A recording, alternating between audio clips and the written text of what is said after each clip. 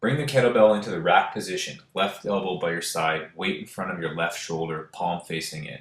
Push your hips back and lower your body into a squat until your thighs are parallel to the floor, then stand back up.